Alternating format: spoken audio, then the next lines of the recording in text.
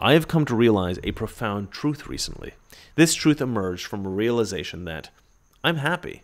Not only am I happy, but I think if a few things were different in my life, I would actually be as happy as it is humanly possible to be. But the happier I get, the less content I find myself. This struck me as curious, so I thought about it, and I came to a profound realization. Mr. Reagan. I don't want to be happy. What I really want is to make a significant positive impact on the world. And being happy, being really happy, indicates that I am not moving toward that goal. I'm stagnant. In order to make a significant impact on the world, one needs to be pushing toward a goal. If you're pushing toward a goal, you feel it. There is some discomfort. You feel that you are pushing up against something, not physically, but metaphorically. In that sense, true happiness inevitably triggers unhappiness.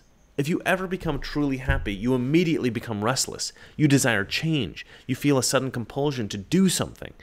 Upon realizing these things, something Jordan Peterson said suddenly made sense to me. He said something like, "The real value in life is taking on responsibility." Now, I didn't have that precise realization, but these two things are very closely related. The effort that it takes to be a responsible man or woman is the same kind of effort it takes to make significant change in the world. And you feel that pressure. You feel as though you're pushed up against something when you take on responsibility. There's always something you're pushing this way or pulling that way. You feel like you're doing something.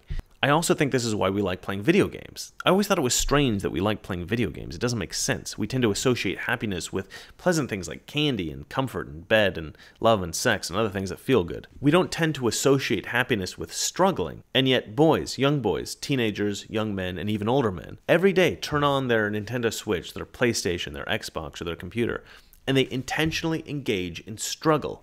It's not real struggle, there's no real life consequences, but it often feels real. We've all seen somebody throw a controller at a wall. When we're playing a video game, the game becomes our entire world, at least for the time we're playing the game. Why would we act so irrationally? Because that struggle is what we crave.